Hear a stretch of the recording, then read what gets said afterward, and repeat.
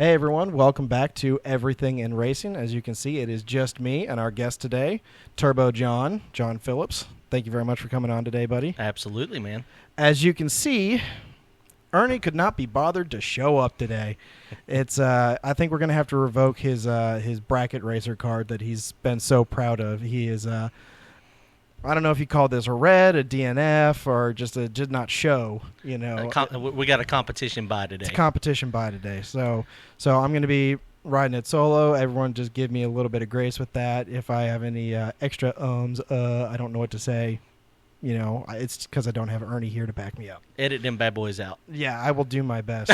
I try not to edit the podcast that much. Like, I edit the beginning of it, like all the stuff we say before I clap us in, and go to the end, because I want people to trust that I'm not tailoring the conversation to look good for me or for somebody else. Yeah, but the they understand. Yeah. No, but yeah, when you're live, that's the good thing about doing YouTube is, I can get the out. But occasionally I get the and the are much more prevalent, and it takes 5 times as long to edit the video. Yeah. So I understand. But yeah, the live podcast, it'd be fine. I'm going to try not to do any tonight also. There's nothing like listening to an hour or two of yourself talking to realize how many times you say like, just those fillers. Those filler words, and you're just like, ooh, like right there, I used a couple likes just all in a row.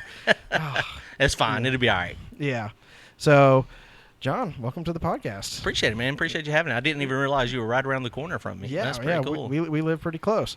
Yep. So we only have one set question in this podcast. It's what we start everyone with. What got you into this world of horrible financial decisions? Man, drag racing. So we grew up. So when I grew up, my first car was an 84 Trans Am.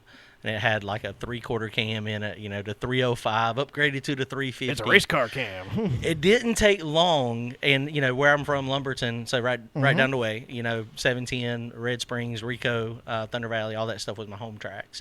And I didn't realize what drag racing was. And it didn't take long, though, and then we started drag racing, me and my buddies. And so it was a very, very fast progress in realizing that, okay, 1, I don't know how to work on cars. Yep. 2, I don't have money because I'm a college student, high school student, so it's just like, why are we trying to drag race again? But that adrenaline, that rush.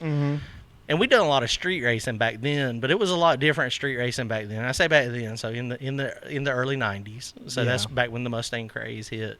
Back when I was born. Right, exactly. Been racing a long time. And so, the drag racing world was just getting popular. Mustangs were just getting popular. And so a couple of my buddies bought Mustangs. I had the Trans Am. I had a buddy that had a Camaro, had an IROC. And it didn't take us long to realize that the Mustangs were kind of a superior platform from the factory.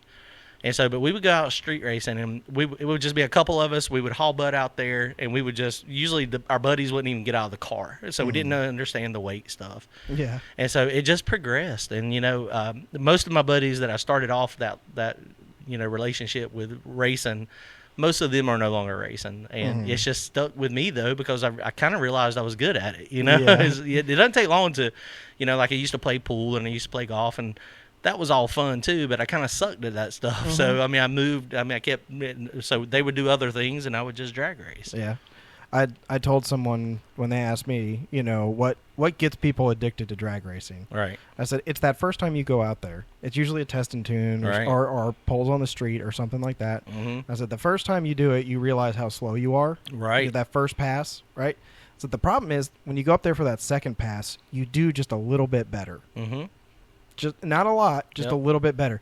And that's the hook that gets you into racing because that stupid voice in the back of our brain goes, you could do a little bit better next time. And then he goes, well, if you had better tires. Right. Your suspension was set up a little bit different, more power, and unfortunately we all feed that little voice in the back of our head. So now that we're that's in right. full-blown race cars. That's exactly what it turns into. It's just about the power. It's about trying to get better and trying to, back then we had seat of the pants, right? And, that was testing on the street. We'd go to the test and tune, and then the time slips. That's where you would realize how slow it is and if your changes, if it went the wrong way.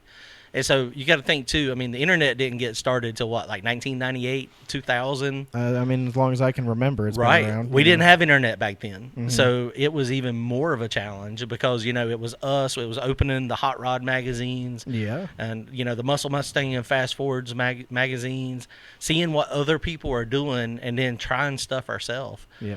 I mean, it's crazy though, but it's still the same thing now. It's just now you got more access to more information, and that's why everybody's so fast. Yeah, is because of people sharing information. Back then also, there wasn't the companies, the go fast companies. You had the people that sold the parts, but you didn't have the tuners. You didn't have the people that were selling their expertise. Yeah, yeah. So you started off with the Trans Am. Yep. You're saying, and then we quickly moved into Fox bodies. Yeah, after I got destroyed by all my buddies, we sold the Trans Am, bought a Mustang, and then 5.0. Yep, it was a '93 coupe, the Reef Blue, not the Reef Blue. It was the greenish blue. Was that like the last couple of years of the Fox body? It was the last year of the Fox body. Okay. Yep, it was a '93. It was just they were fast. They just responded. You turned the timing up a little bit. You put mufflers on it. You put a cold air kit. You put pulleys on it, and then they were just popping off, man. They were fast. Yeah. They got faster and faster and faster. And then I almost was a GN guy. One of my buddies bought a T-Type, and it was one of our associate friends, and he wrecked it. And I was like, dude, I want to buy the T-Type. It was an 87 T-Type. And I was like, but first you need to outrun me. And I was like, we need to race to see if because he kept saying how fast it was, and he wouldn't ever race me. Yep. And so I was like, well, I'm not going to buy it if it's, it's slow. You're just full of crap. And so then one of my buddies bought it, and he spanked me like 2 or 3 cars. And so if that dude would have just raced me, I would have been a GN dude. I'd have been Turbo John long before I was Turbo John. Yeah. Nice. All right, so Fox bodies, mid '90s, that era. Right.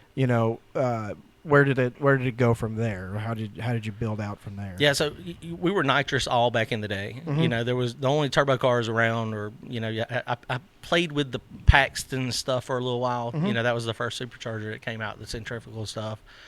So we done that for a little bit, and quickly realized I didn't have the skill set to make a supercharged car live. I didn't have keep belts on it. And the tune aspect, I didn't understand. Okay, the fuel inside. Okay, well I've got this one booster pump over here, but I don't understand what that does. It's it's an inline pump. Well, what does that mean? So went back to nitrous, stayed nitrous forever. And then in the early 2000s, that's when the internet was coming up, and there was a couple forums out there. Turbo Mustangs is what it used to be called, and then it got switched to the Turbo forums. And then that's where I started seeing some of the people doing the turbo stuff, the junkyard, do-it-yourself turbo swaps. Yep. And I was like, ooh, I can do that. And so I bought myself a Thunderbird, and that's how I stepped back into the turbo world. It was a 87 Thunderbird T-Type. Okay. Not T-Type. I don't remember what the subtitle was, but it was the 2.3 turbo. And so I was like, started researching, okay, well, what do I need to do? So it started life as turbo. And so, the boost controller, cutting the exhaust off. And I got that thing to go pretty fast, and I quickly blew up the motor.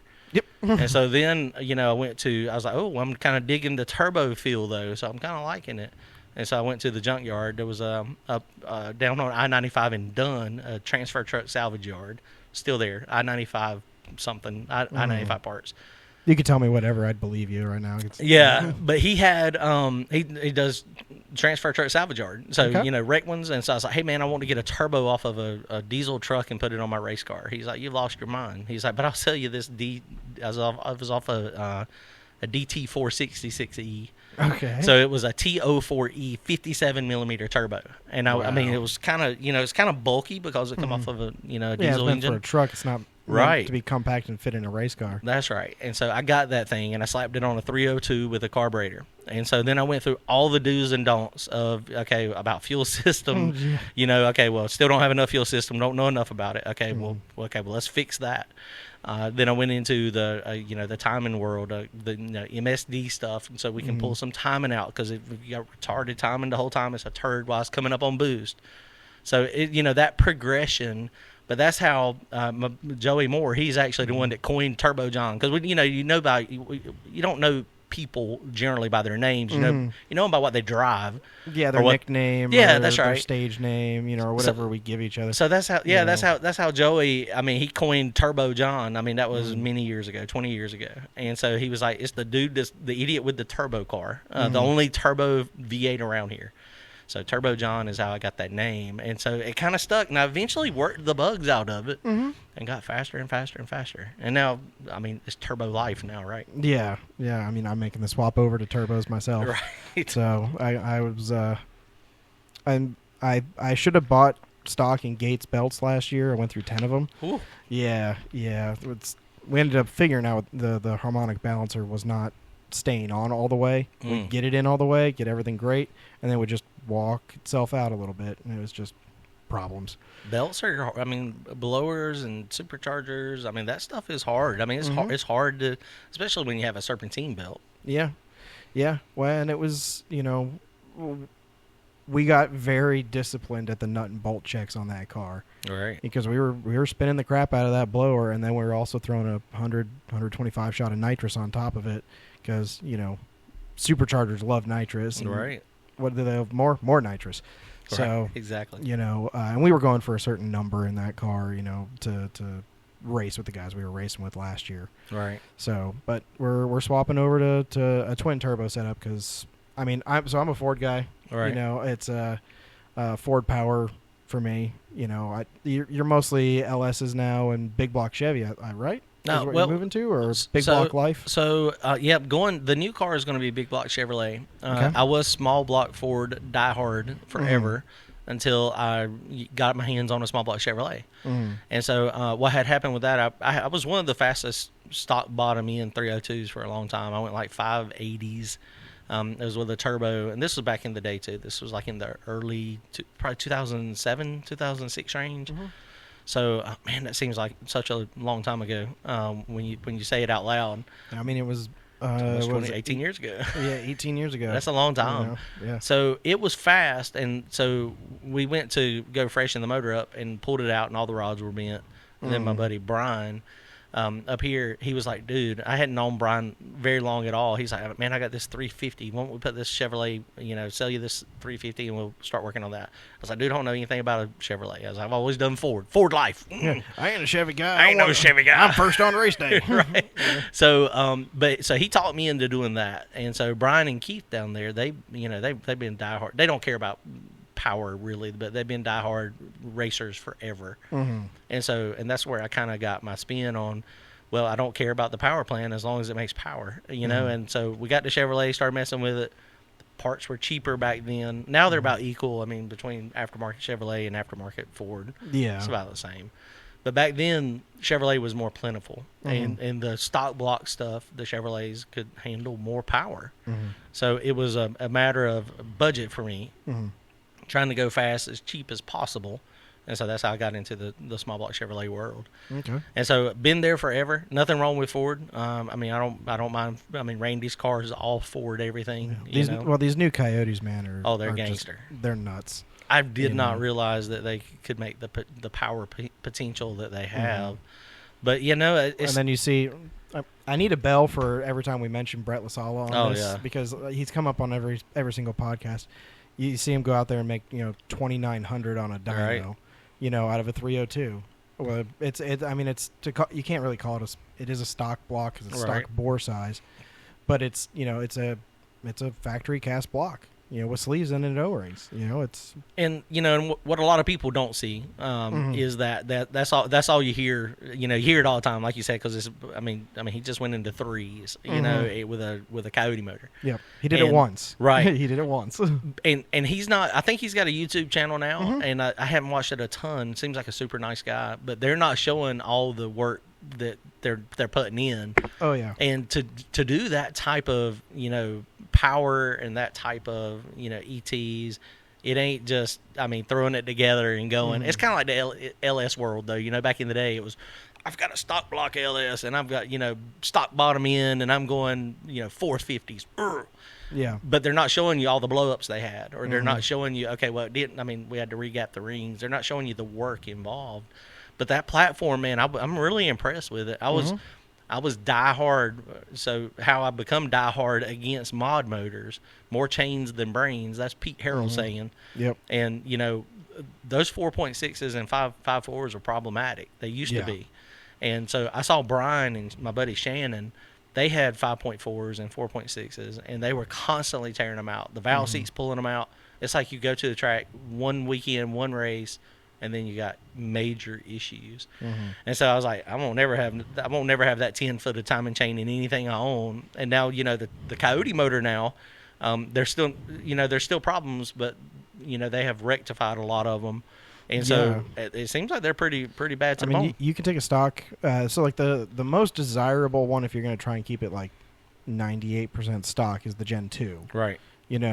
And really all you have to do with that one is change out the oil pump gears. Oh, yeah. From factory, they're just not that great, especially if you're going to rev it way high. Right. And you can make, like, I made 1,000 horsepower on mine. That's crazy. Right. And that was the only thing I did was just oil pump gears. And the only reason that mine blew up was it went super lean, right? Which apparently is not a good thing for race cars. No, it is not at any level. That fueling and timing are directly related. Yeah, I'd heard lean is mean. So it is until it blows up. They always run the best right before they give you a problem. I the pass before that, I'd run a PB. There you go. That's always the case. You're just like, this thing's on fire. This thing's great. They start loosening it up a little bit. You're like, yeah. And then it's like, no, what happened? Yeah. But it is funny. I have a neighbor down the street who's a mechanic. Right. And he's never worked on race cars or anything like that. And he's got a Chevy Silverado with 300,000 miles on it.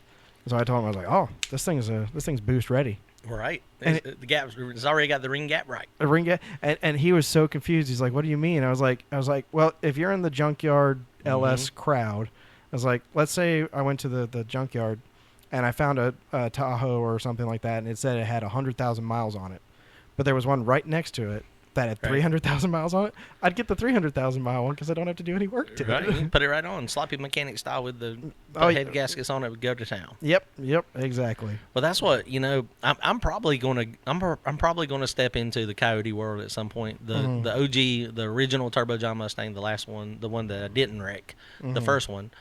It's the just Copper Cobra, whatever you called it. Yeah, the spray bombed. I spray painted that in the driveway. Yeah, like legit. We could tell. I mean, it hurt a lot of feelings just because of that budget ugly, and that's always been my thing too. I've always tried to spend as little money as possible. Yeah. Well, speaking of ugly. And we'll circle back around to it a little bit. That paint job that was on the Saturn originally, right? Hell yeah! Honestly, it was so ugly. I loved it. Right. Like I was kind of disappointed when you painted it. Right. I was like, honestly, I would have left it. I would have left that bowling ball colored. It was something. It was wild. Honestly, the main reason I painted it is because both front fenders were destroyed, and because they're plastic fenders, and so they were broken, and so we're gonna have to put new fenders on it. 100% impossible to match it. Yeah. No way to match it because I knew it was a temporary car. My buddy Randy. He's like, dude, he got this thing on a trade with somebody. They just built it, and so it was just sitting in the garage. And so he was like, dude, just come get it. And I was like, it worked out perfect timing for me since I was stupid and crashed my car. So but it is what it is, man. That's what we're moving on from that. We're working on the new Mustang now, and so like you said earlier, it's going to be big block Chevrolet single turbo. We'll see how that works out. I mean, it's a 118 turbo. It's only 532 cubic inches. Only. So I know, right? But everything is so like big and bulky. I did a video the other day. I actually didn't know what the difference in head weight was, and it was only like 12.5 pounds. From a big block to a small block. I was like, whoa, that's not bad. I was like, so 25 pounds. Now, the block is bulkier. The crank is bulkier. Obviously, it'll hold more water. So, but this Mustang, it's going to be pretty light, even with the big block Chevrolet. Can you rev it as high, or do you have to keep the rev limiter down lower than you would with the small block? Yeah, small blocks generally, rev really good. But, everything's just lighter, so the mass is just easier to accelerate, and it's not as hard. But from what I'm reading on the big block, this is my first big block, so I've never messed with one. I'm going to try to keep it about 7,000, 7,500 until I can get some shaft rockers. Right now I've got just regular, adjustable stud mount And you see, one of the common problems with big block Chevrolet is it pulls the stud out of the head. So I don't want to go. I don't want to go down that world. Yeah. But I mean, shaft rockers are expensive. They're $2,600. For a set for that big block Chevrolet. So that's just not in the budget right now, considering we're building the car. Yeah. So, but we'll see. It's getting close, man. It's getting really close. I'm hoping it's going to go off to wiring in about 2 weeks. And I am not going to professionally wire it in my garage with wire nuts. Wiring is not. I could do it, but I mean, I just don't have the time or the patience. I've wired a couple cars that turn out really nice that nobody ever knows about. But my junk, I also like that shock factor of people looking at it going, holy shit, that's a ball of wires. Yeah. What happened? It looks like crap. Y'all just keep on thinking. Yeah, it's good, man. Don't worry about it. It might work. It'll be all right. But yeah, so Austin Ratley down in Fayetteville, Dragwire Solutions, he's actually going to wire the car for me this time. Nice. And so, I mean, he just does jam up job stuff too. So I'm really excited about that. I am excited about being able to plug and play. He does, the quick disconnect stuff. That'll make life a lot easier. Yeah, the professional wiring, it does make it a lot easier. Randy's car, Donald's car, all those have been professionally wired. It is much easier to work on. And when you have a problem, it's easier to sort it down too. Yeah, in the process we're doing with mine, I'm swapping over to aftermarket ECU. Right. And I had a lot of people like, oh, just pick up a harness and adapt it and work it. I was like, I'm doing this once. Yeah. I'm going to pay for it once, and that'll be it. And I'm just going to pay to get it custom wired. It is so nice, like with the custom wiring stuff, when you unplug it and when you go to put it back together, everything is just the right length. And there's no guessing, okay, what goes where. It just makes it easier. Yeah. Mine, I have little labels on everything, painter's tape on a lot of stuff. And then I'm like, well, where's that wire go? Oh, yeah, that's the one I had coiled up around just so long. Yeah. So that is going to be nice. I am going to lose, the car is going to lose a little bit of that junkiness as far as like the build itself, because it's a full tube chassis car.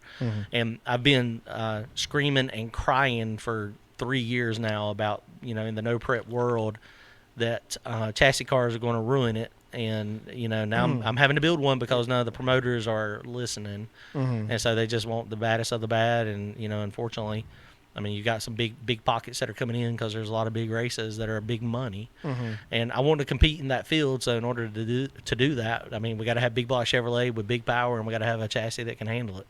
I got not turbo. You're Turbo John. I got John Dock all pissed off at me the other day because I was talking smack about him online. Oh, so. Yeah, it was. He said he's going to come on the podcast, even though I was talking smack about him. But that 28 race at Galot, which Pro Mod Randy was in. Yep. Unfortunately, the rear yoke broke, or what was it? The it was a pinion bearing. It was it was odd breakage. There again, race car parts, you don't never know what's going to break. Race car shit. Right. Just put that under that. That third round, I was helping Birch with his car, right, and. We got called up for third round, and we go up there. And then that S10 pickup truck, he also came up there because he'd won in second round. And mysteriously, John Dock and the Scarlet Fever and whatever that other Fox body, the gray one with the green stripes. Yeah, because y'all got down to 5 cars. Yeah, right? we got down to 5 cars. Right. So they didn't show up. Right.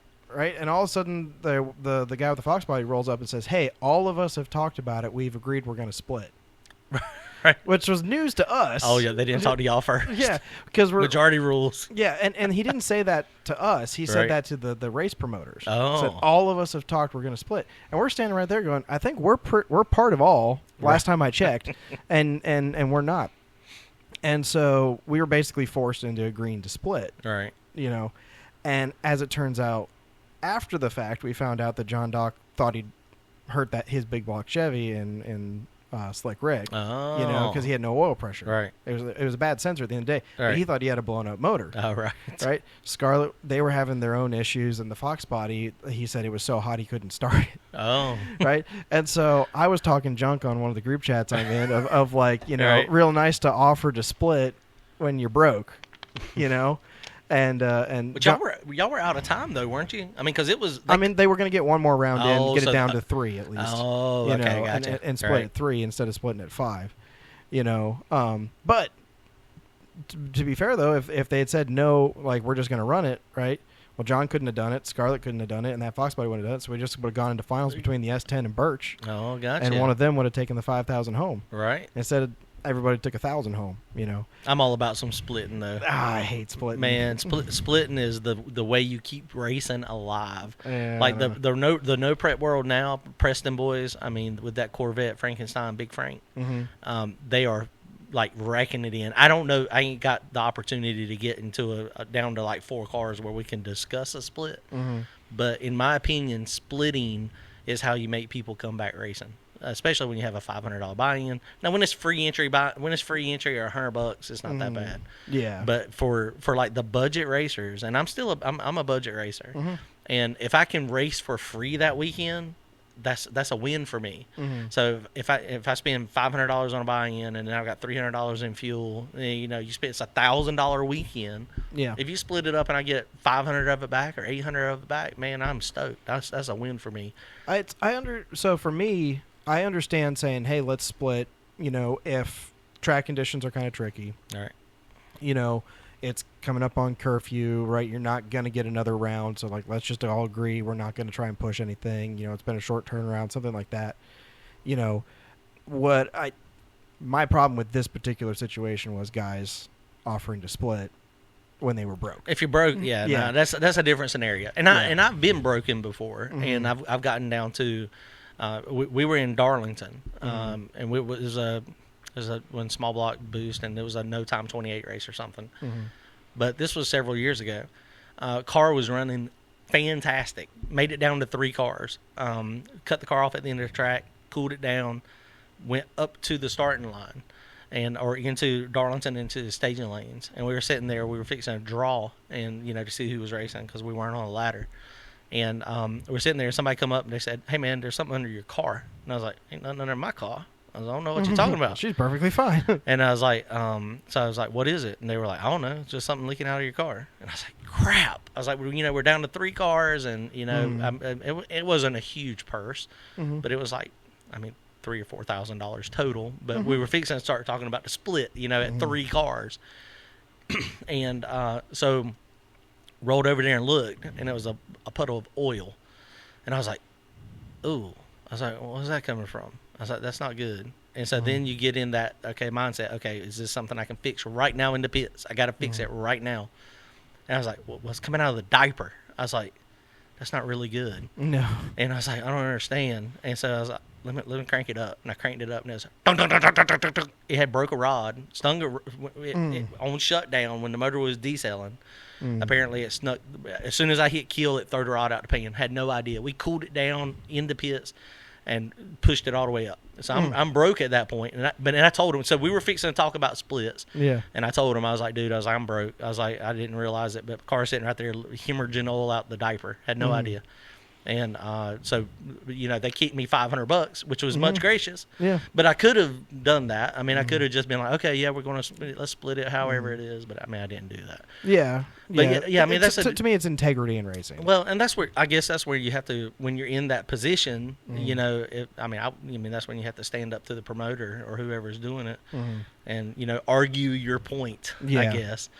But once it's done, it's done. But I'm all about splitting. We used to split all the time. We used to class race, and that's probably where a lot of my mentality with splitting come from. Not splitting, running for the bag, running for that cheese. That's from the grudge world, But we ain't grudge racing. We're class racing. You're in a no time shootout. That's a class. You're a class. You got to have 28s. So that's the reason and even in the no time world, they'll have these $50,000 purses. Usually they do get chopped up. They get chopped up, when you get down to 4 cars or 8 cars. And but coming from the class world, sometimes they would have races, and they would say, okay, well, it's up to first and second place to decide what they're going to do. And we would always split, honestly, we would always do 60-40, because you can't ever tell what's going to happen. Yeah. You're down to 2 cars, $2,000 purse, 60-40, let's go. Or sometimes 70-30. Or if you didn't like the dude, 80-20. At least you got some of your money back. Yeah. But, it was a negotiation trying to figure it out. But I was kicking everybody's tail for a little while in the no prep world, or not in the no prep, in the true street, real street days. And so my wife, Kelly, she was like, we hadn't been dating long. She's like, well, why do you split all the time? Why is you're always got these guys covered, and you always ask. I'm usually the one asking to split. Mm-hmm. And I was like, you're right. I ain't going to ask. And guess what happened? Mm. You lost? I lost. Yeah. And that was like, it was all or none. And it was like a $2,000 purse. Mm-hmm. And $2,000 purse in a low budget operation is a lot of money. Yeah, yeah. And so that kicked me back. I was like, see, it's your fault. I was like, Kelly, it's your fault. She's like, it's not my fault. She's like, you shouldn't have spun. Yeah, you should have raced better. But, but that's part of drag racing. But, but I like paying back 4 spots and, at least, but, running for that bag, I'm too budget oriented. I want to have a little bit of money is always better than none. Yeah. I've been racing for a couple of years now. Right. And like there's been some situations where I agree to a split, like I'm looking at it, I'm like, yeah, you know what, it makes sense, 40, 60, something like that. What I don't like is being strong armed into it. No, no, absolutely. So last year I had a race, and I'm not going to say names because they might watch, and the people involved know who they are. All right. So I was running in the Kinston Renegade series, and one of the rules in that was that you had to have a working heater core in your car. Okay. We're not allowed. It's a little odd rule. Yeah, it's odd. It's the modern street, true street, whatever class. Gotcha. I always run street classes. Right. And but I built my cars to the 252 rule set because that's what I was running at the time, and it didn't have that rule. Right. Right. So later on, the Renegade rules came out after I'd already pulled my heater core and sold it. It was gone. She wasn't going back in, and so I reached out to the guy running it because they had sent me an invite saying, hey, we'd really like to have you in this class. And, right. I was like, look, I'd love to be in it, but I don't have a heater core. Right. I'm like, why did you make the heater core rule? And they're like, well, for weight. We want to make sure the cars are at a certain weight range so that the cars are somewhat even. And I was like, okay, well, what's your weight range? They're like, we really don't want to see you below 3,700 pounds. They're like, this is really a class meant for heavier cars. Right. I was like, okay, cool, I can do that. I was like, when I got there, 3740 with me in the car. Right. It's like, and so they said, as long as you're there, you're fine. We won't kick you out. Ran the entire season with everybody. Everyone was perfectly fine with it. We were having problems with the car. Right. So I was like mid to low pack. Right. In there, it's never a problem until you're fast. Exactly. Just always understand that. So we'd finally figured out the problems 2 days before the King race for the final race for it. And we go out there and she just starts kicking off PB after PB. Like every round she's getting faster. Right. And all of a sudden it's a problem. Right. And so I have a guy come to me in the semifinals, and he wasn't even racing me. He was racing the other guy in the semifinals. And he goes, hey, when you and I go against each other in the finals, you have to agree to split. Right. I'm like, no, I don't. I checked the rules and it didn't say I have to agree to split. Right. It was already set up where second place got $500 and first place got $1,700. So it's not like if you lost you were going to lose money. Right. And so I was like, no, I'm not gonna split. So, well, I'm gonna protest you. All right. Like the race has already started, dude. Right. You can't protest me. And he's like, I'm going to protest you. I'm going to kick you out because you're cheating if you don't agree to split. And it led to this whole kit and caboodle going on that. Right. He ended up losing. Right. To the guy he was going up against. So he didn't even have a dog in the fight. He didn't even have a dog in the fight at that point. Right. Yeah, and I went into the finals and I snapped an axle. So all right. I didn't win either. I got $500. All right. That's the whole reason you split deeper. Yeah, I know, right? That's the argument for it. It's like because you don't know what's going to happen. That's right. You never can tell. Fastest car doesn't always win. Yeah. Well, it was one of those like that. See, but that's in my brain. Right. I was like, I did have the fastest car in that class that day. Right. And so I'm going. I'm looking at the rest of the field and I'm like, I've got them all covered. Right. Except for like an automotive failure, I've got everybody covered by 0.3. Right. Why would I give up money? I have split at that 60-40 when I've had a field covered by a half a second and even a second because you never can tell what's going to happen. Mm-hmm. I mean, you go out there and you could lay it down. I mean, you try to bump through, trans brake doesn't hold, boom, done, money gone. Yep. But in that scenario, that's a promoter problem. Mm-hmm. The promoter should have never let you come without a heater core. What he should have said was the promoter should have said, "Man, I think you're right. That rule's kind of stupid, I'm going to take that out of the rules. Yeah. And then you wouldn't have had the problem. Yeah. And that is the problem, though, with a lot of promoters. They put all these rules in place, and who takes it? Nobody. They depend on a person to come in that scenario, and nobody wants to be that dude. Well, the other problem is that they need the car count. Right. That's right. That's and so right. if they're going, we'll make your rules. I've only got 8 cars. Like, I'm not going to kick one of them out because he doesn't have a heater core. The other thing I hate about promoters, I mean, not to bash on promoters because it's a hard job because I've been there, but to get into a driver's meeting and say, hey, man, I got this car here. He fits all the rules except he didn't put a heater core in the car. He took the heater core out. What do y'all think? On the drivers. Now, who's going to be the asshole and say, man, you need to stick by your rules? I will. I've done that. You need to follow the rules. Yeah. I mean, because that's the reason the rules are there. Either don't put the rule in there or either modify the rules or give like a race waiver and say, okay, well, we're going to let you race this race, but then you got to put a heater core in it or we're changing the rules. I would have also been fine with it if they said, hey, you know what? You know, we wanted you to have it, so here's what we're going to do. Here's 50 pounds. All right. You know, for a heater core. Oh my God, that'd have broke the internet. I got 50 pounds added for not having a heater core. I mean, and I would have done it too. Right. Oh, if they absolutely. said, look, here's 50 pounds. Now, what I would have done is just stuck it in the trunk because, you know. Oh, that's right. Because I'm like, more weight over the bag. It's an IRS car. And promoters have a hard job, but the number one job to have a successful series and a successful race and be long-term successful, in my opinion, is to do what you say you're going to do as a promoter. So first thing of that, if you have rules, follow your rules. If you see somebody, dude, we went to a race one time in South Carolina, and it was a huge race, and it was small block boost is what it was called, and that was the rules. It was small block boost, and so we showed up. We had a Pro Charger on Randy's car, and Randy's car wasn't fast. It was a freaking turtle. I mean, it ran like 440s. Everybody else was running taking off like a herd of turtles. Yeah, I mean, it was. It was. Hey, 440s is faster than I've ever been. Yeah, it was. I mean, it was fast, but it wasn't as fast as the the fast turbo cars. And we got down to 4 cars. We went from 16 cars to 4, and then somebody come up. I don't know who it was. It was another racer, and they were like, "You can't run Pro Chargers." I was like, "Dude, it doesn't say that you can't run Pro Chargers in the rules. It just says boost. It doesn't say turbo only." I was like, "We're boost." And then the promoter come over there, and dude, it was a hot mess. Y'all ain't never seen me worked up, but when I get worked up, it gets interesting. But I was worked up, Randy was worked up, and we were, get you and Chris Pittman all worked up together, dude. And it was just, I was like, you're not following your rules, and they had made a unwritten rule that said no Pro Chargers. I was like, did y'all asses not y'all realized it was a Pro Chargers when we done the first burnout? Yeah. And they still kicked us out, though. And so, you know how many races we went to since they've done any? None. 0. Nada. Yeah. If a promoter can't stand by the rules and can't stand by their word, the other thing is, okay, putting an unreasonable car count. You know, okay, where we're going to pay X amount of money with 25 cars. You know, and they get 24 cars, and then they go, oh, nope, didn't make a car count. Sorry, we're not chipping anything. So it's expensive to race now. It used to be a lot cheaper to race when diesel fuel was, $1.50 a gallon and parts were, a quarter of the cost they are now.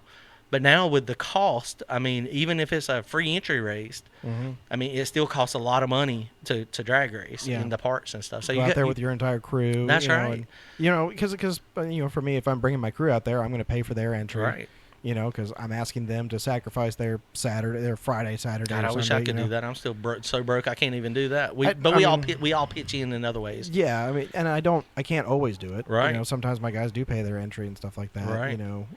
Sometimes they've done it against my will, but right. But the cost of racing is so expensive now, and and for me, I'll race for nothing. Like I said, if it's a win-win, if I can get to the track and go make passes, and it doesn't cost me an arm and a leg, I'm down. Did you see what the back of my shirt I'm wearing here says? No, what does it say? It says "We'll race for a popsicle." Perfect. That's what Randy all the time. Randy Eller is like, dude, the grudge racers come all the time. He's like, man, I'll race you for a Coke and a pack of nabs. Actually, it says I would race a tricycle to win a popsicle. Absolutely, it just, that's perfect. That is us racers to It's just like we got some downtime. Get the golf carts out. We're gonna race the golf carts at the 60-foot line. I had test and tune champion. That me going to the test and tunes and just making passes.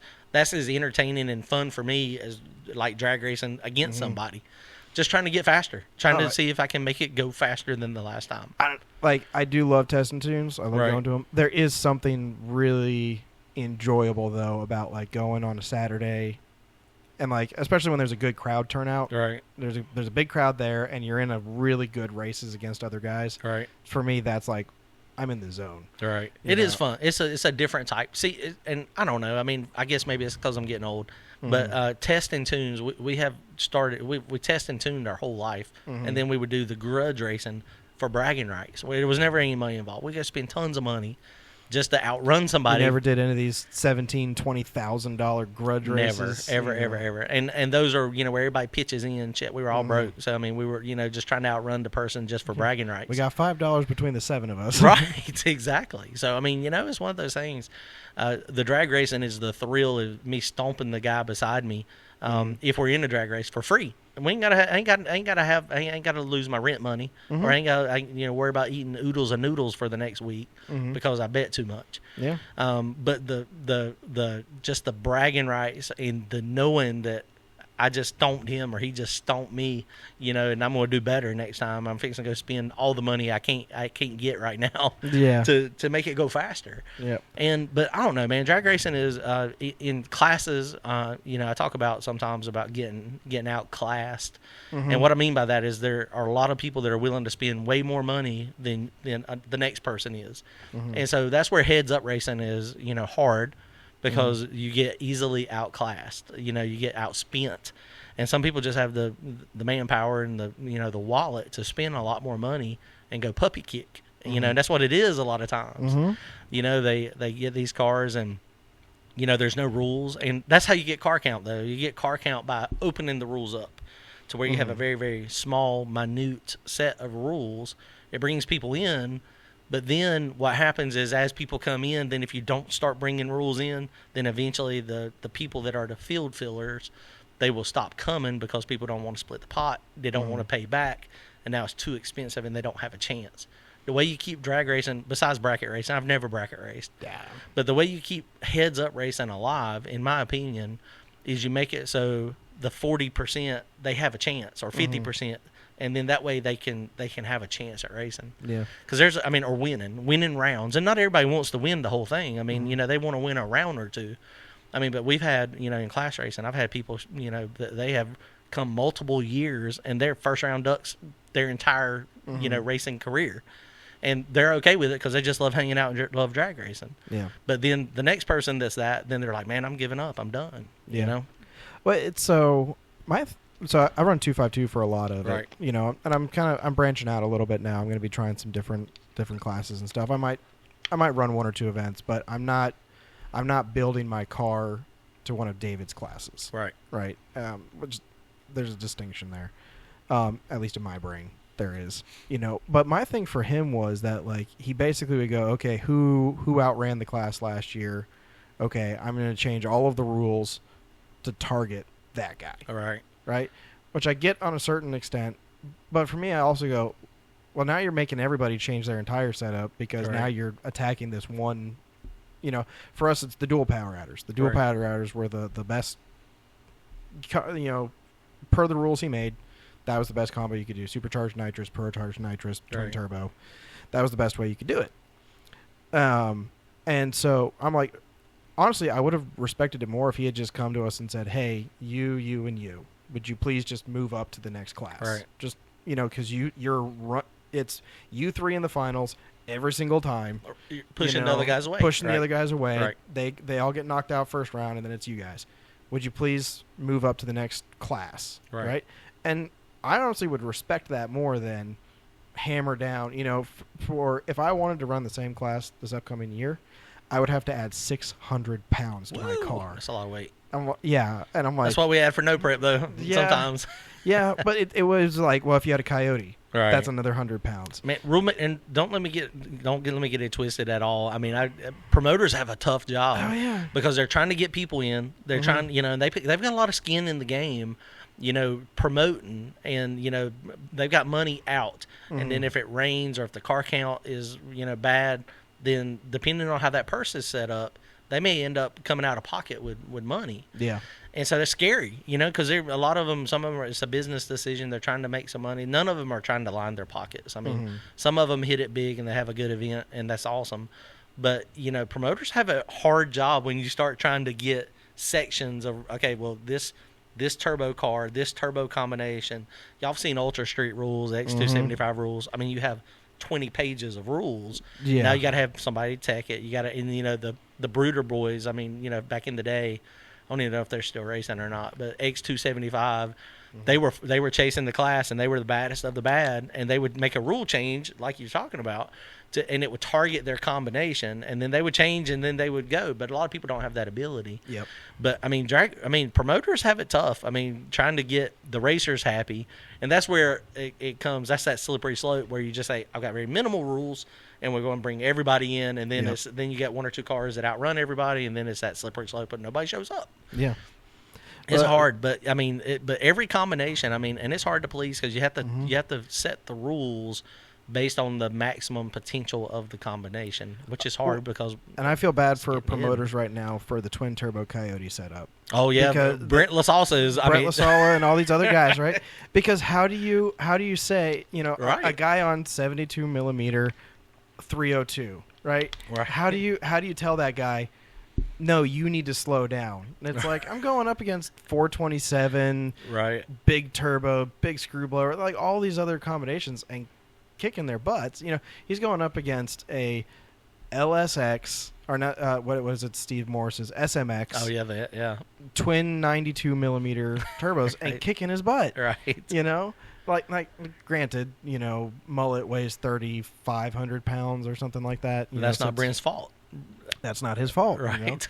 I mean, speaking of making guys spend money, right. Cleese is going out there and building a brand new car. This is a pro mod. It's a pro mod just to beat him. Right. Right. If he said no, it's not to beat Brett, we'd all know he's lying. Right. Right. He is 100%. First thing he's going to do is go out there and try and kick his butt. That's funny. But that's what it is. I mean, we all spin trying to get faster within, and then when a promoter says, well, no, I'm going to ban something, then you have to go, oh, then you have to figure, alternate a little bit. Yeah. And I've gotten banned before, like you were talking about earlier. I mean, there were some no rules races locally, 10, 15 years ago, and my car was really fast, and we won a lot. Mm-hmm.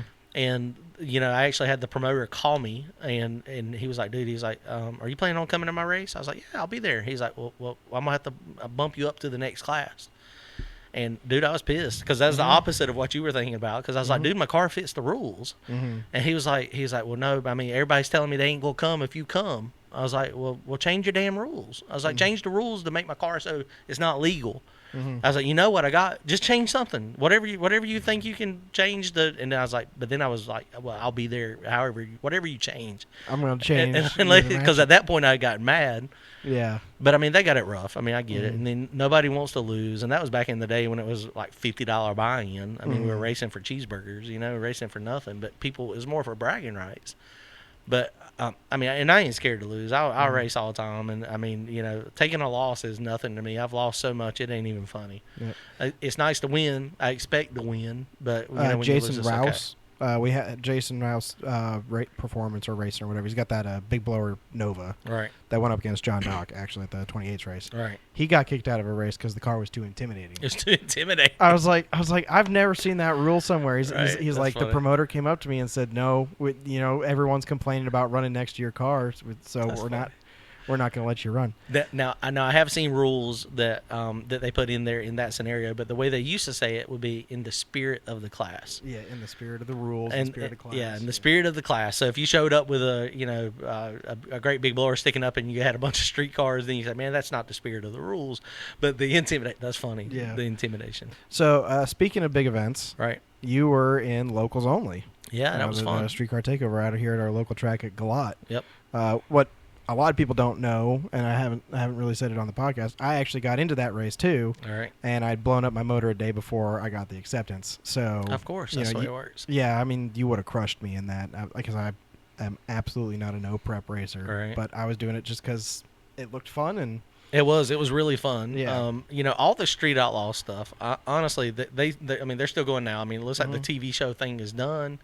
Yeah, what's going on with that? Because, your season hasn't come out. Yeah, I don't know if it'll ever come out or not. I mean, apparently Discovery is, and it's all rumors. I mean, it's all across the internet, of course. But, I mean, season 6 should have been out by now.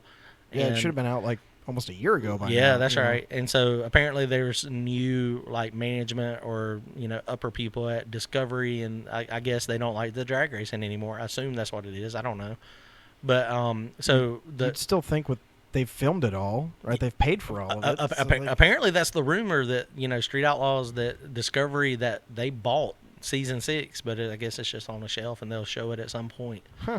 That's wild, isn't it? Yeah. But, it is what it is. But, all the Street Outlaw stuff, I try to go to as many of those as I can because they have actually a pretty good deal. On Friday nights, they have, it's a $100 buy-in. It's cash days. So 30 cars show up, you're racing for $3,000. On Saturday, no matter how many cars show up, $100 buy-in, and you're racing for $5,000. And, I mean, it's fun. And it's like, it's a tight program, dude. They've got and now that they're doing this live thing, it's even sped up even more. But it feels very organized. They've got your phone number and you get a text message. So they're like, second round, small tire, be in the lanes at this time. And if you're not there, they're going without you. Yep. I mean, they ain't waiting. The show's going to go on. Yeah, you're not a Ryan Martin, so they're not going to wait for you. I don't know that they would wait for Ryan Martin, honestly, the way it's going. I mean, the way they push you through, but it's organized. And I wish other promoters would do that because, especially like in the radio world, I mean, you can't really get started in radios until the sun starts going down. But then it's still you got to be on a fast pace to get the race done. Otherwise, you end up what happened at Galat. Splitting at 5, yeah. Right. You don't have enough time. Yep. So but that's a good thing. And it makes it hard on cars like Randy's car. Randy ain't got no water. We don't have any water in the engine at all. It is a solid block and a solid head. Yeah. And so, we cool it off the best we can. It only gets burnt out in a pass, and then we push it everywhere else. But, I mean, after pass number 3 or number 4 and you got a 25-minute cool down, I mean, it's hot. I mean, I don't know how hot because we ain't got water in it. Yeah. But, but that makes it tough. But it also makes it more like it's better than making a pass and then waiting 5 hours or 3 hours or 2 hours. And that's the other thing I'm digging about the no prep world is no prep world. We run with the sun out. It don't matter. I mean, because it's no prep. Yeah. And so the track conditions are a little more challenging. Sometimes they're a little greasier. If you're on the back of the track, it doesn't matter. But I mean, we'll get started at noon in July. And so I mean, it's brutal sitting in the car with your fire suit on, and that's why you see a lot of, the outlaw style, no prep when you're on the back of the track. I mean, there's cats in there with flip-flops and shorts and T-shirts and, tank tops. And it's an outlaw style race. And so they usually let them run. I'm not going to be one of those dudes. So, well, we have buried the lead here just a little bit. You did win, though, locals only. I did. I did. Yeah. Final round up there against Shannon Young. Yep. Harry Darnell was driving the little Datsun. It was good. It was a good race. But we had some problems on that Friday. We broke the transmission. Luckily, Brian's shop was right around the corner, so we went and I found another transmission, which we also had a rain delay. So Saturday was canceled. Yeah. And so that gave us another day to fix mine. Yeah. So we got it fixed, and it was good. I bet you've never been more happy for rain on a race day. We would have got it done on Friday night if we would have needed to, because we were going to cannibalize Brian's transmission and take one bad one, one good one, make one good one, or just put his in my car. We hadn't decided yet. But luckily I found one. But, yeah, a little bit more time made it a little bit more relaxing. Yeah, you would have been there with tape to hold your eyes open. Been there, done it. And that's, for me, too, part of the, I guess, the thrill of drag racing is figuring out what went wrong, how to prevent it from going wrong again. Yep. Sometimes you never know. Sometimes things break and you just go, I don't know why it broke. Have no idea. But many times at the track, we're tearing stuff apart. And for me, it's a game plan issue. So I can't break something and not have a game plan because there again, I try to spend as little money as possible. I mean, I'm not just, if I break something, I'm just not going to go order something brand new and have it next day aired to me. Yeah. Most of the time, I'm going to try to find something used. And so I got to get a game plan. So first, I got to know what broke and why it broke. So, I mean, I have pulled heads apart, like a Thursday night test and tune, like think it blowed a head gasket, but might have got a piston. Okay, I need to order parts tomorrow, start trying to find parts. I mean, it's nothing for me to, snatch it apart on the trailer, especially open trailer life. Yeah. I've taken it right apart, right on the trailer. So you won the locals only. Yeah, sorry, and sidetrack. No, you're good. You're good. The conversation ADD here. Yeah. Sorry. Yeah, the conversation goes wherever it goes. Right. Right. So you won that one, and then you went on, and you got invited to their king race or whatever they call it, the championship race. And walk us through what happened there, bud. Yeah, we went to Texas. It was 1,200 miles, furthest we ever went. So we went on Friday. Mm-hmm. Made a shakedown. Car took off good. Went like 122, 124, 60 foot. Super rocket. Kind of moved around a little bit, knocked the tire off down track. I thought we're good. We don't need to make another hit. So then Saturday, that was just shakedown. Saturday was the race. We were racing Benji, and Benji talked me into giving him a spot. I think I gave him the back tire, and that was a bad decision because he's a fast car. But I mean, I should have been able to beat him, but the car took off, went left a little bit. I pedaled it, got it under control. Swatted it, got it back in shape, but I overshot the groove, and so I went more to the center, and so I had to pedal it again, and that's a bad spot to pedal it. And so I pedaled it, and then it turned left hard, and I mean just smacked it, slapped the wall. It hurt. That's the first time I've ever crashed a car. First time ever. Sucked. Beat the car up pretty good. Hurt my shoulder. Destroyed the car. And so that's how we got into the Saturn, like we were talking about. Yeah. So, but but you're good now. No lasting damage or no. anything Yeah, like that? I'm good. It was just some sore muscles. We did end up going to the hospital.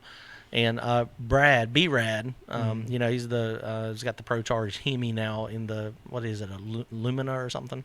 I have no idea what that thing is. Yeah, it's something weird looking. But we're brothers from another mother. I mean, he's a budget racer, but he's at a much higher level. But he's doing everything on a budget. Him and his family. Yeah, it's like him and his son that work on the track, right? And he's up there trading blows with Ryan Martin. Exactly. And all of them. Yeah, it's crazy, man. And he's fast. But he crashed his car the night before.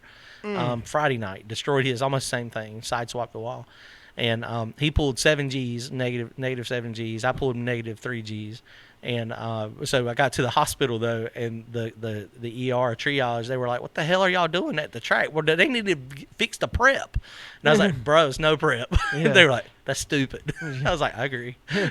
Yeah, so. But so the difference though, I mean, Brad, he broke a lot of shit. I mean, he broke his, I think his collarbone, his leg. I think he broke a couple ribs. Yeah, I haven't seen his car at all this season. He just made it back out this week. Okay. They had to completely rebuild it. There again, being on a budget, him and his son had to do it himself. They had to do it, and I mean, I think it had a pretty positive outing until it, tore up the piston. I think he had some issues with the engine. But so the difference between 3 Gs and 7 Gs is lots of broken parts and pieces on your body. Yeah. And sore muscles. That's right. So it was crazy though. But yeah, I mean, you do have a little bit more cushion than B-Rad does. He's a pretty skinny dude. I do. He's a skinny dude. I wish I was a skinny dude too, though. Yeah. Because I mean, 3 Gs at 300 pounds versus 7 Gs at $180. Yeah. A little bit less force. that is true. That is true. But yeah, I mean, it sucked though. I mean, but it is what it is. Like I said, it's all, and like I said, that's my first time ever crashing, and it's always a matter. And I've always said that, the old OG car, I mean, I would wheel that thing through there and it'd be all over the track. And, and it's always on the verge of crashing all the time. And I'm, everybody, I've always told them it's just a matter of time before you crash it. It's just a matter of time. You're going to crash the car at some point. At some point it's going to happen. You just hope it doesn't happen, back to back, and you hope that the safety equipment, you're buckled in tight, and the cage protects you. And you really hope you don't take out the guy next to you. Yeah. Did you? Yeah. I mean, that's I mean, a huge fear. Did you watch any of the War of the Woods this past weekend? I've seen some of the footage out of it. Did you see the streetcar class where the Mustang lost control and got T-boned? Yeah. I mean, that perfect example. I mean, the Mustang, that track, like, I know the track is interesting. It looks really cool, but like, I see so many crashes on that track, and I'm like, I don't think you could pay me enough to go down that track. It's wild. We made one pass. We were first round ducks last year. We went down there for the Gangsters in Paradise race. We wanted to go this year. We almost went, what happened with this? I was going to take the Saturn, and we decided that I needed to take one more outing with the Saturn to finalize the tune stuff before we went, and that's when I dropped the valve or messed the piston up in mine. So so I'm glad that I didn't drive 800 miles in first, because it would happen first or second pass. Yeah. But it's a little sketchy. The grass in the middle, it's a little. It's kind of a throwback track though, so that's the way Rico used to be back in the day. is you had grass on the side and you had grass in the middle. So, you're on this you got a very narrow path. Yeah. And if you screw it up, you're going to get out of control. Yeah. And, in the track, it looks like it can handle a lot of power. I had what I thought it would take, and I just spun last year. So, I mean, I was a, duck. But it's fun, though. I mean, I'll be back there. I'm hoping with the new car, this next year. Hopefully in the fall. Yeah. Is the game plan. Yeah. Nice. It's wild, though, man. Drag racing is one of those things that, I mean, once you start it and you get it in your blood, and, I've sold a couple cars here and there, and I'm like, oh, I'm done. But usually you just come right back to it. Yeah. I saw a post the other day. It's either I'm drag racing, I'm working on drag racing, or I'm thinking about drag racing. Oh, that's right. That's like the Forrest Gump, right? I mean, the shrimp. Yeah. There's tons of drag racing. You're always thinking about trying to figure it out. Yeah. You're just constantly like, how can I get back there again? It's the funniest adrenaline rush that I can't really describe to anybody else that hasn't done it. Right. And I'll tell you, man. I've had a lot of fun helping Randy, and I'm not a tuner at all, but learning. But drag racing, you get a lot of experience on how things work. And so tuning, I am tuning Randy's car. Like when we're at the track, it's my final call on what we do, suspension wise, what we do power wise. I mean, I'm in control but I'm not getting in the seat. Yeah. And I have probably more fun doing that than actually strapping in, because when I'm doing both, it's wild, man. I didn't ever think I would get to that point. But when you're tuning the car, and then you have to then you got to get back into the driver mentality. It's a totally different, like, you got to be in a different mindset. Yeah. I mean, and it's fun for me still, but I mean, strapping in that Dash 20 suit and, putting on the Hans and pulling on, after you just spent, 10 minutes, 20 minutes looking at the tune, trying to figure out different things. It's a wild scenario, but I'm really enjoying, crewing on his stuff. And but I mean, I'll always have my car as long as I can anyway, because it's a whole different scenario. The hottest I've ever done was at Streetcar Takeover last year at ZMAX. Right. In July, it was 107. Woo! Yeah, that's hot. And because that's another scenario. They run you in the daytime. They run you in the daytime, but they've got to get the event done. No, that's right. They have a huge turnout. Oh yeah, and we actually won our class. Nice. It's a mild street, quarter mile, and running like 890s and 870s. Nothing that's gonna light the world on fire. That's fast though. I mean, for a heavy car, it was pretty quick. What I like about that event, at least for me, right? I did not have the fastest car in the class, right? But a lot of guys, that's the only event that they do. Oh wow! Is Streetcar Takeover. Right. They have these cars, Corvettes and stuff like that, and they go and race at Streetcar Takeover 1 or 2 events, right? And so you can have the slower car, but you can absolutely kill guys on the tree, right? Because their reaction time is just abysmal, right? And that's just how we got through, was either guys breaking out because we weren't the fastest class, so they gave us a breakout number. I think it was that's a good idea. 862 right. is what they said. They let us qualify, right? And what they said, we're going to have 3 classes, and we're going to just basically split you guys into 3 evenly. The fastest class can just go for it. Go as fast as you want. Mid class, you're going to have a breakout. Slowest class, you're going to have a breakout. Right. If you qualify for the slowest class, you can move up 1 class if you want to, but you can't move down a class, right? Because they didn't want guys sandbagging. Right. And so we made a middle of the day 107 degree, and it was like a 950. Like the car just pulled all the timing out of it. And so we were like, they're like, hey, you're in the slowest class. I'm like, I'm going up to the mid class because I know she's got more in it. And next pass it went an 880, I think. Right. I'm like, the index racing seems to be pretty fun. That's why in the no prep world, they're Jimmy Dale and those guys have started. They're calling it the Little Gangsters, and basically it's a 530 index. Yep. And 530s on no prep is pretty fast. Yeah. I mean, in most scenarios, unless you're on a good track. If you're on a good track, then pretty much anybody can do it.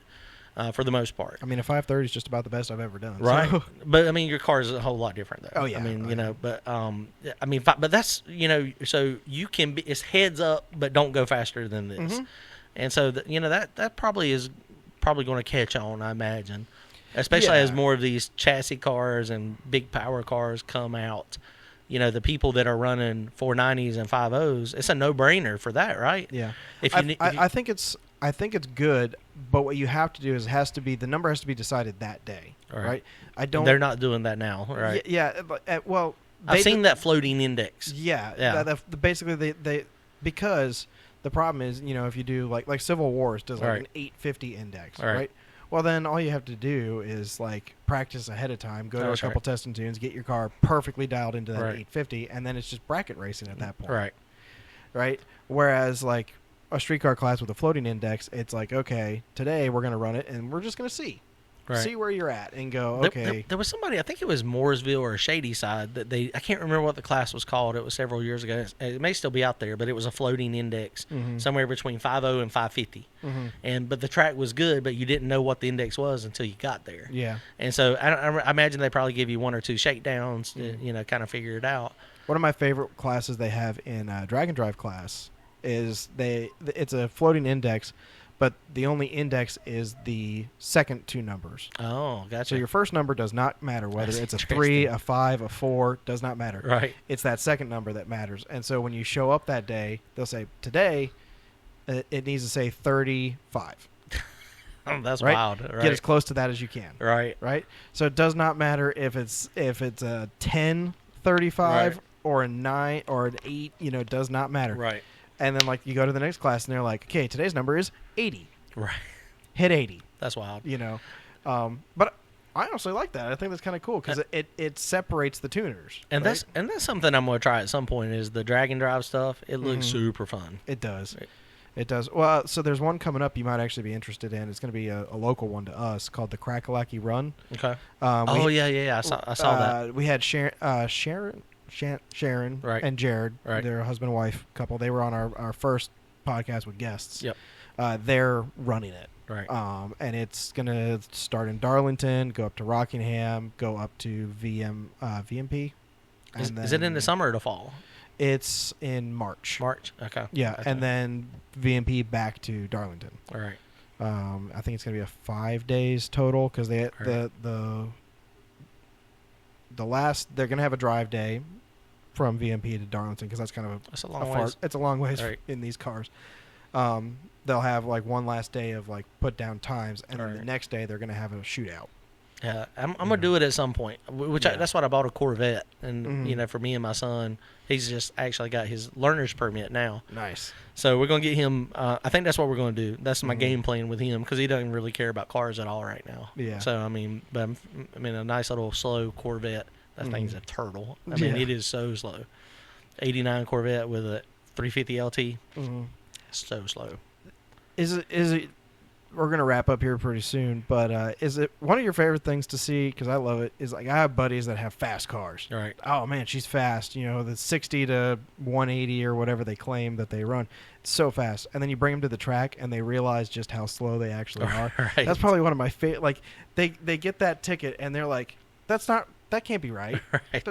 That's not right. My car didn't do that. And it's like, oh no, it really did. It's crazy, man. And the acceleration in drag racing is completely different than roll racing. The first 330 feet, actually probably even the first 60 feet. The acceleration, if that point, that first half of the track is where you get all your ET. Yeah. If you can accelerate fast to the 330, even if you let off at 330, you still put a reasonable, eighth mile time up. Yeah. It's crazy. But yeah, you're right. You're right. It's interesting with the streetcar cats or, they buy some high horsepower stuff and they're like, man, this thing's fast. And then you get them out there and you're like, ooh, maybe not so much. I had a buddy of mine. He has a Corvette and I brought him to the track one day and I said, and he was like, I want to race you. I'm like, you don't stand a chance against me. Like, I love you, buddy, but you don't. I was like, here's what we're going to do. I was like, that light's going to go green. I'm going to let you go. I'm going to go. Right. And at the 330, I'm going to let off. Right. And I'm still going to beat you. And he's like, no, there's no way you can do that. Yeah, and I still beat him by like 2 cars. Right. Yeah. That's funny. He's like, wait. Wait a second. I'm like... And people that don't drag race, they don't understand the acceleration. The G-forces and the just the acceleration from 0 to, half track. Yeah. Yeah. That's wild. So, dude, this has been super fun having you on. I know you got some stuff you got to get to this evening. You do like a YouTube stuff on Wednesday nights, or what was yeah, that we exactly do. you Yeah, on Wednesday nights, we always do. It's called the members live chat, and we've been doing it for a couple years, and it's like $5 to join the membership. Mm-hmm. And we have people send us data logs, and we just like kind of what we're doing right now. Yeah, It's through like a Zoom though, so Nice. it's StreamYard. So it's me and my buddies, and me, Randy, Brandon, and Courtney most of the time. We hop on, and then people send questions, or they send data logs, and we look at data logs as a group, and we just look at everything, try to share some information. And there again, I'm not a professional at anything. I'll give you my non-professional opinion, but I'm getting pretty good with Holly, trying to figure stuff out. yeah. So, but yeah, it's fun. We do that every Wednesday night, so it's always a good time. Nice. You still do owe me $20 because I lost a bet between you and Justin Swanstrom. All right. It's I will end on that. That was probably the funniest opening negotiations I've ever seen for one of those races. Yeah. Of you saying, we've got some small tires in the back of the car, we'll strap them on your car, and we'll just go ahead. Yeah, I hope it airs. If it ever airs, it's hilarious. That was hilarious. I knew he was going to say that. I knew he was going to do it because obviously he's a big tire car. Yeah. And if I would have made a good pass, that was a good negotiation. I mean, that was going to be a good race, a second head start. What I did not plan on is I probably should have asked for like 1.2 because we talk about that acceleration. His car, if we react the same, his car reacts faster than mine. Yeah. So it has, it basically cuts a better light essentially. But yeah, that was going to be a good race. If I'd made a clean lick, it would have been solid at the stripe. Yeah. Yeah. I mean, it was still pretty close down there at the end. Man, when that thing buzzed by me though, it was like, it's like.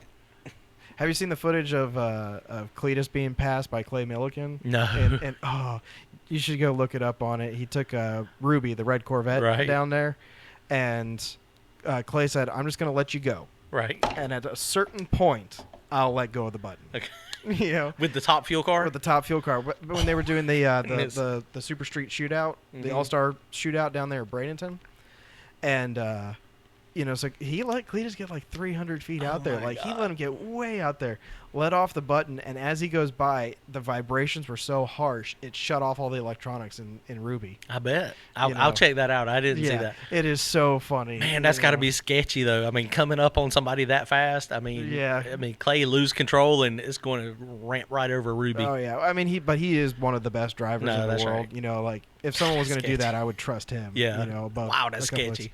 Yeah, yeah. Wow. But it's so funny because you can't hear Ruby at all, right? Because that thing's just like, just and like honestly, ever since that Superstar Shootout, I've been watching a whole lot more Top Fuel racing and funny car racing. I wasn't really interested in it before, but getting to watch those videos, I'm like, oh, these things are actually like really cool. And Clay has his own YouTube channel, and he does some really cool stuff. Yeah, I watch some of his stuff, and that's what, dude. I mean, Top Fuel in person, funny car in person, love it. I need to go. Don't like it on TV at all. Have you never been to? I've never been to a Top Fuel race. Woo! You got to do it. Go next time they're in Charlotte 4 wide. Go on that Friday. Spend the day. Unbelievable. Yeah, it is unbelievable. Make sure you don't carry any earmuffs with you. Yeah, I mean, just telling you, don't value your ears, bro. It rattles your eyeballs when they come by you. Like it rattles your soul. I mean, even when you got earmuffs on or your fingers in your ears, it's crazy. So you want to hear one funny fact about that Pro Superstar Shootout? Mm-hmm. So, the reason it was at Bradenton, right, and the reason it was that particular week in Bradenton was because they've sold all the land around the track for developers, right? Right. Well, there was supposed to be a big developers meeting that week where they were coming in to talk about how great all these houses were going to be to like the people investing. Right. So they were there that week, and that entire week was a Top Fuel race. That's awesome. Because they let them come in on Sunday, and they're like, if you want to start testing now, we'll let you start testing now. You can test all week. Right. They didn't charge them for testing. That's hilarious. So all week just going down those the things like 7 miles away. Exactly. That's hilarious. Exactly. I was like, look, those houses are going to get built one way or another, but if that even puts like a couple months delay on it, it's going to be hilarious. Wow, that's crazy. So, well, I think we're going to wrap up there. This has been a lot of fun. We're definitely going to have you come back. Yeah, cool, man. Maybe we can convince Ernie to show up. He's here in spirit. In spirit, yeah. So, before you leave, I'm going to ask you to sign the hood that everybody else gets to sign. Cool. And I think we'll do it. Where can they follow you? Turbo John Racing on YouTube. That's the best place. I mean, I got Facebook and TikTok and all that, but I suck at doing that. YouTube is it for me. Yep. All right. So just Google or YouTube search it, Turbo John Racing. Turbo John Racing. All right, guys, go follow him there. As always, I'm Nate the Fast Plumber. You can follow me on my YouTube or on my Instagram. I post a little bit more there than I do my YouTube. Right now, we're rebuilding the car, so there's not much to post. All right. So, all right. Thank you, buddy. Appreciate See it, you man. next time. It's fun. Yep. See you.